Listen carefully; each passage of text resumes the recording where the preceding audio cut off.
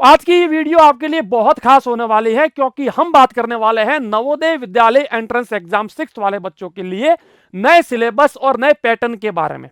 इसी वीडियो में हम ये भी बात करने वाले हैं कि कौन सा चैप्टर कितना इंपोर्टेंट है, किस चैप्टर से कितने ज्यादा प्रश्न पूछे जाते हैं, कौन से चैप्टर से अब तक प्रश्न पूछे जा चुके हैं, कौन कौन से नए चैप्टर अभी जो है सिलेबस के अंदर जोड़ दिए गए हैं। इसी के साथ हम बात करने वाले हैं कि नवोदय विद्यालय समिति ने जो अभी नोटिफिकेशन रिलीज किया है फॉर्म को लेकर के, तो क्या उसमें सिलेबस और पैटर्न में कुछ चेंजेस हुए हैं या नहीं हुए हैं, कुल मिलाकर कितने प्रश्न पूछे जाएंगे, कितने नंबर का एग्जाम होगा, कितने घंटे का समय मिलेगा, सारी जानकारी इस वीडियो में आपको मिलने वाले हैं। तो बेसिकली ये वीडियो आपके लिए बहुत खास होने वाला है।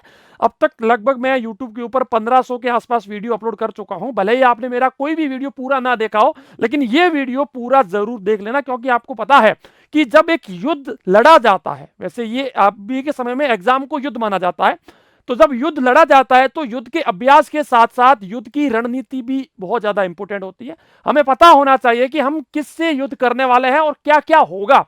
तो इसी हिसाब से हमें पता होना चाहिए ना कि हम कौन सा एग्जाम देने वाले हैं, उसमें कितने प्रश्न पूछे जाएंगे, कौन कौन सा चैप्टर पूछा जाएगा, कौन कौन से चैप्टर नहीं पूछे जाएंगे, तो सारी जानकारी होनी चाहिए। इसीलिए आज की ये वीडियो आपके लिए खास है। प्लीज वीडियो को पूरा देख लेना, एक सेकंड भी बीच में स्किप मत करना।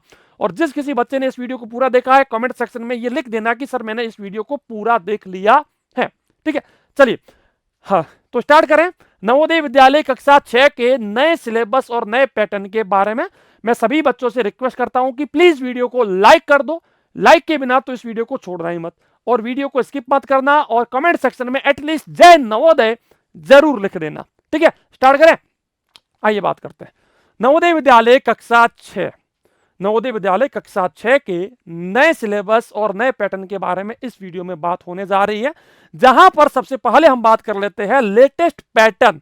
तो बेटा देखिए, ये पैटर्न जो है 2016 में लगभग जो है चेंज हो चुका था। 2016 नहीं, 2018 में। 2018 तक क्या था कि मानसिक योग्यता के 50 प्रश्न पूछे जाते थे, लेकिन 2018 के बाद 2019, 2020, 2021 और 2022 कंटिन्यू 4 साल से मानसिक योग्यता के मात्र 40 प्रश्न ही पूछे जा रहे हैं। और इस साल भी नवोदय विद्यालय ने यह कहा है कि कुल मिलाकर 80 प्रश्न मैं आपसे पूछूंगा। ठीक है, जहां पर 40 प्रश्न मानसिक योग्यता के होंगे, हर प्रश्न 1.25 नंबर का होगा। कुल मिलाकर 50 नंबर की मानसिक योग्यता, 20 प्रश्न आएंगे आपके गणित के मतलब कि मैथ्स के, वो भी आपके 25 नंबर के होंगे। 20 प्रश्न आपके आएंगे लैंग्वेज मतलब कि भाषा के, वो भी आपके 25 नंबर के होंगे। तो कुल मिलाकर यदि मैं बात करूं तो 80 प्रश्न, 100 अंकों का आपका पूरा पेपर होगा। अब कुल मिलाकर आपको 2 घंटे का समय जो है दिया जाएगा। जो बच्चे फिजिकली हैंडीकैप्ड है, विकलांग है, उनको 30 मिनट का समय जो है एक्स्ट्रा में मिलेगा। ठीक है, चलिए तो ये आपको न्यू पैटर्न मैंने आपको बता दिया कि भाई एक्चुअल में अभी लेटेस्ट पैटर्न क्या है। तो पैटर्न में तो भाई साहब कोई चेंजेस हुए नहीं है। ठीक है, अब चलिए हम लोग बात करते हैं कि मानसिक योग्यता, इसके अंदर क्या कुछ पूछा जाएगा। ध्यान से सुनना बेटा, ध्यान से सुनना। मानसिक योग्यता में कुल मिलाकर 10 चैप्टर पूछे जाते हैं। कितने चैप्टर? 10 चैप्टर पूछे जाते हैं, और हर चैप्टर के अंदर 4 प्रश्न पूछे जाते हैं। 10 चैप्टर और हर चैप्टर से 4 प्रश्न तो पक्का है। ठीक है, अब कुल मिलाकर क्या हो गया, 4 प्रश्न इंटू चैप्टर हो गए 10, तो कुल मिलाकर 40 प्रश्न मानसिक योग्यता के हो गए, जो कि मैं आपको बता चुका हूं। अब आइए इसके और आगे बात करते हैं। मानसिक योग्यता का हर प्रश्न 1.25 अंक का होता है, तो कुल मिलाकर 40 प्रश्न हो गए आपके 50 अंकों के, मतलब कि 50% अंक जो होते हैं वो मानसिक योग्यता के रहते हैं। अब आइए हम बात करते हैं मानसिक योग्यता के सबसे पहले चैप्टर के बारे में। मानसिक योग्यता का सबसे पहला चैप्टर है असंगत को छांटना, ओड वन आउट। इसके अंदर बेटा देखिए इस प्रकार के 4 प्रश्न आपसे पूछे जाएंगे। ठीक है, अब ये चैप्टर क्या है, इसको कैसे सॉल्व करें, तो आपको मैं एक चीज और बता दूं कि ऑलराउंडर बीएसएस जो है घर बैठे आपको कोचिंग भी देता है। हमारा एक एंड्रॉइड एप्लीकेशन है, लिंक आपको वीडियो के नीचे मिल जाएगा, या फिर आप गूगल प्ले स्टोर से हमारा ऐप इंस्टॉल कर सकते हैं। ज्यादा जानकारी या फिर किसी प्रकार की सहायता के लिए आप हमें 76108 नीचे आपको एक नंबर मिलेगा, इसके ऊपर कॉल या व्हाट्सएप कर सकते हैं। आपको जरूर हेल्प मतलब की मदद की जाएगी। ठीक है, आइए हम बात करते हैं। तो 4 प्रश्न जो है असंगत को छांटना, इस प्रकार के प्रश्न पूछे जाते हैं। ये सारे चैप्टर, ये सारे प्रश्न मैं आपको हमारे कोर्स के अंदर समझा चुका हूं। हमने एक 50 मॉडल पेपर की सीरीज भी लॉन्च की है, वो भी आप जाकर के ले सकते हैं। सारी जानकारी इस वीडियो के लास्ट में मैं आपको वैसे भी बताऊंगा, तो वीडियो प्लीज बीच में स्किप मत करना, ठीक है। असंगत को छांटना। इसके बाद दूसरा चैप्टर है अपना सिमिलर फिगर्स, मतलब कि समान आकृति।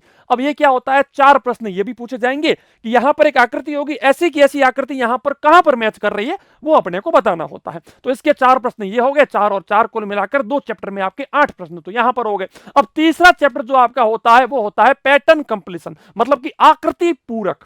एक पैटर्न होता है, जैसे कि यहां पर मैं इसकी बात कर रहा हूं, यहां पर एक स्पेस थोड़ा सा खाली है ना, इस खाली जगह पर कौन सा बैठ रहा है ये अपने को बताना होता है। तो इसके भी 4 प्रश्न पूछे जाते हैं, ठीक है।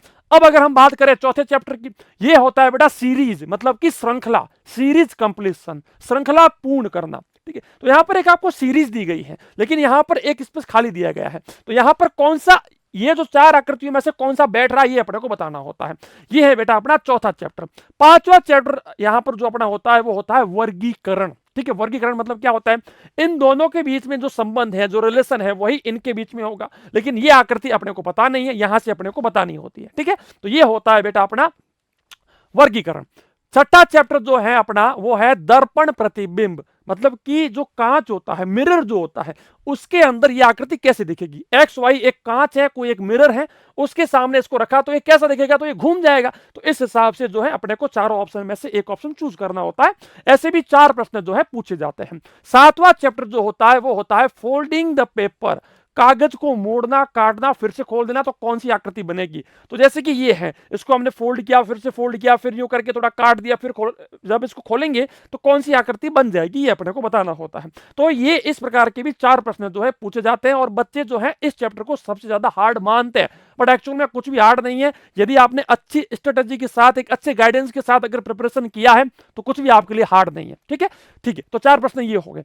8वां चैप्टर है आपका ज्योमेट्रिकल फिगर कंप्लीशन, या फिर ज्यामितीय आकृति को पूर्ण करना, ठीक है। अब ज्यामितीय आकृति का मतलब क्या है, ज्योमेट्रिकल फिगर, जहां पर आपको स्क्वायर, रेक्टेंगल क्या बन रहा है, तो यहां पर जो ये खुला जगह है यहां पर क्या आएगा, इन चारों में से क्या आएगा वो अपने को बताना होता है। तो 4 प्रश्न ये भी हो गए।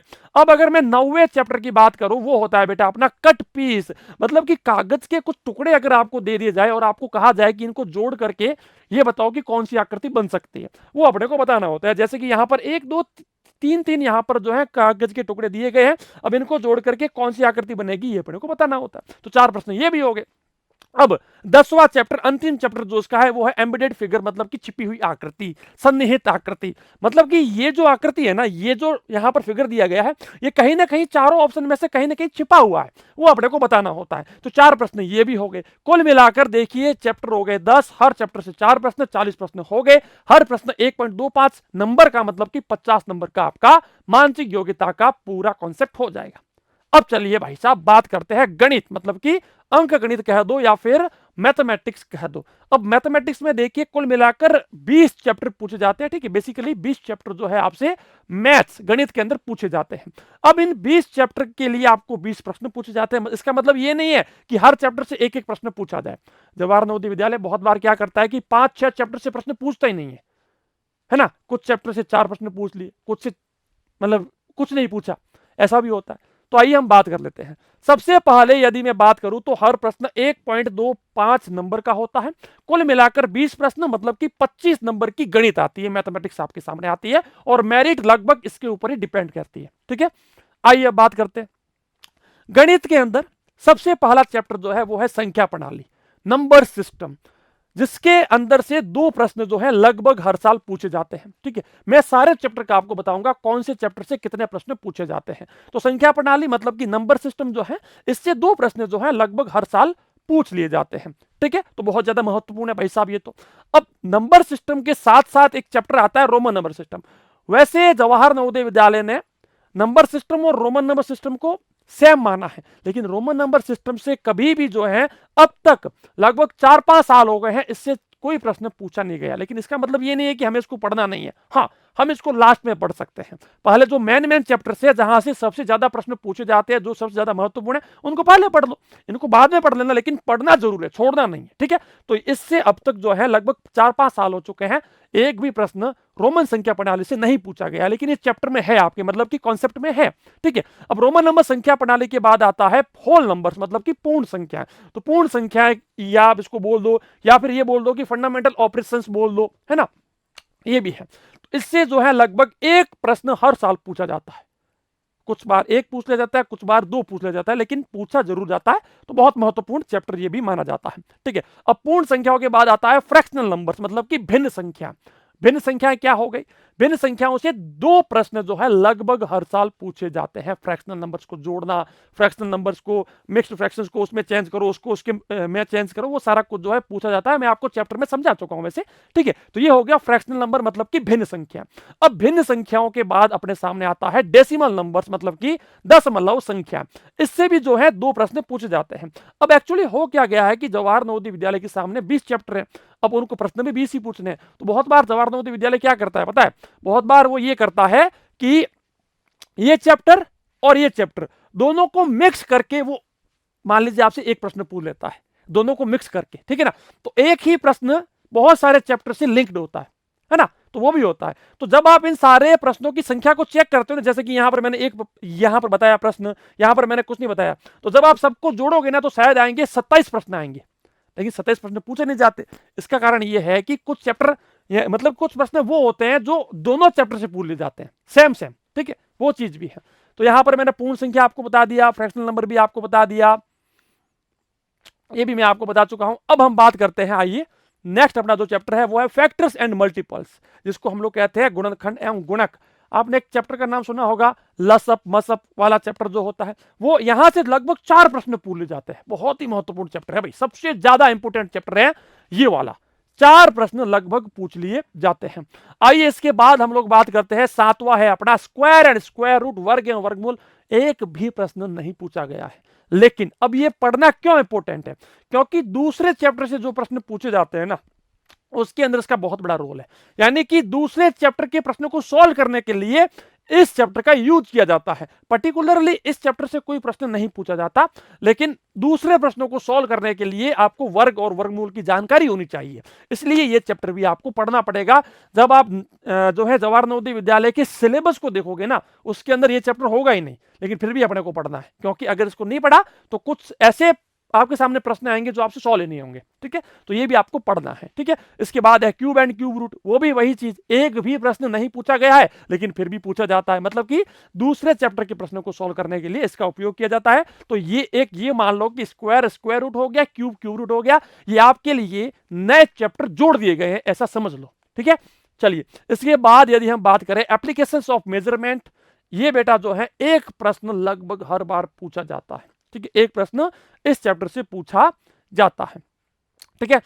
अब बात करते हैं सिंप्लीफिकेशन, मतलब कि सरलीकरण। ये तो बेटा 3 प्रश्न फिक्स है, ठीक है, जहां पर आपका बोर्ड मास वाला नियम यूज होगा, BODMAS, बोर्ड मास, उस नियम से 3 प्रश्नों को सोल्व करना ही करना पड़ेगा, ठीक है। अब आइए बात करते हैं 11वां चैप्टर, वो है एवरेज, जिसको कहा जाता है औसत।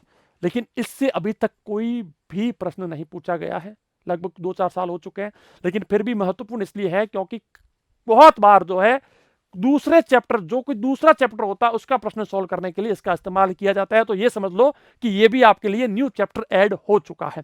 12वां चैप्टर यदि मैं बात करूं, वो है परसेंटेज, प्रतिशत। अब बेटा वैसे तो प्रतिशत का 1-2 चैप्टर, वैसे तो प्रतिशत का 1-2 प्रश्न ही पूछे जाते हैं, लेकिन ऐसा समझ लो कि सारे प्रश्न लगभग प्रतिशत के ऊपर रहते हैं। यानी कि आप किसी भी चैप्टर का कोई भी प्रश्न सॉल्व कर रहे हो तो प्रतिशत का तो भाई साहब पूरा यूज होता है। तो प्रतिशत वेरी इंपॉर्टेंट है, भले ही एक प्रश्न पूछा जा रहा है, लेकिन ये समझ लो कि 15 प्रश्न इस चैप्टर से पूछे जा रहे हैं, ठीक है। तो बहुत ज्यादा महत्वपूर्ण है परसेंटेज के बाद आता है प्रॉफिट एंड लॉस, लाभ एवं हानि, ये भी महत्वपूर्ण है, ठीक है। तो इससे एक प्रश्न जो है लगभग पूछा जाता है।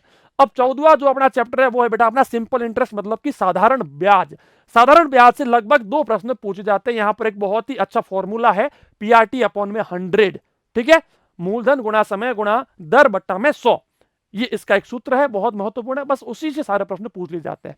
ठीक है, 15वें चैप्टर की बात करें तो रेशियो एंड प्रोपोर्शन, वैसे तो इससे कोई भी प्रश्न नहीं पूछा गया है, 0 प्रश्न पूछे गए हैं, लेकिन फिर भी वही चीज बेटा, ऐसा मान लो कि न्यू चैप्टर आपके लिए ऐड हुआ है, क्योंकि इसका उपयोग जो है, इसका उपयोग करने के बाद ही कुछ प्रश्न सॉल्व होंगे, वरना सॉल्व होंगे नहीं। ठीक है, चलिए 16वां चैप्टर यूनिटरी मेथड, एक एक नियम, लगभग एक प्रश्न पूछा जाता है। ये कौन सा चैप्टर पता है आपको?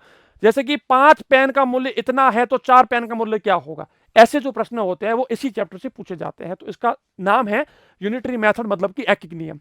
इसके बाद आता है बेटा कार्य एवं समय। कार्य एवं समय मतलब कि 4 लोग इस कार्य को इतने दिन में करते हैं तो 5 लोग कितने में कर देंगे। ये सारे जो भी प्रश्न होते हैं वो सारे के सारे इसी चैप्टर से पूछे जाते हैं।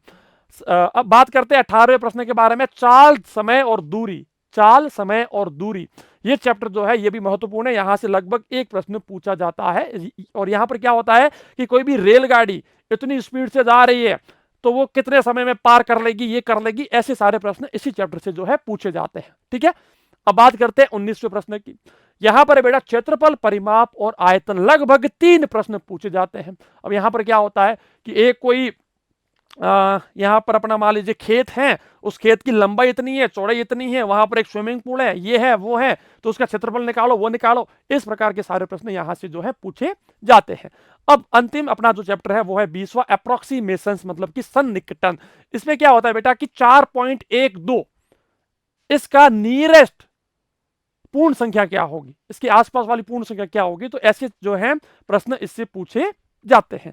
इसी प्रकार से ये होगी अपनी गणित। अब हम बात करते हैं भाषा, मतलब कि लैंग्वेज, जहां पर अपना 20% है ना, 20 नहीं 25% है। ठीक है, 25% पोर्शन जो है इसके पास है। अब इसमें क्या है बेटा, कुल मिलाकर 20 प्रश्न पूछे जाते हैं, मतलब कि 4 पैसेज आपसे पूछे जाते हैं। जो अनुच्छेद होते हैं ना, आपको कुछ ऐसी कोई छोटी सी जो स्टोरी होती है वो आपको बता दी जाएगी। अब उस स्टोरी से आपको 4 प्रश्न पूछे जाएंगे, मतलब कि हर पैसेज से 5 प्रश्न होते हैं। लेकिन अब क्या हो रहा है वो मैं आपको समझा रहा हूं, देखिए आप बात समझिएगा। इसके अंदर हर प्रश्न 1.25 मार्क्स का होता है, कुल मिलाकर 20 प्रश्न होते हैं, तो 25 मार्क्स की आपकी भाषा होगी, मतलब कि लैंग्वेज होगी। अब इसमें होता क्या, देखिए इसके अंदर 4 पैसेज होते हैं लेकिन 16 प्रश्न। अब आप में से बहुत सारे बच्चे बोलेंगे लेकिन सर आप तो झूठ बोल रहे हो, यहां पर तो 20 प्रश्न होते हैं। हाँ जी, देखिए भाषा के 20 प्रश्न होते हैं, 4 जो आपको पैसेज पूछे जाएंगे ना, हर पैसेज से 5 प्रश्न होंगे।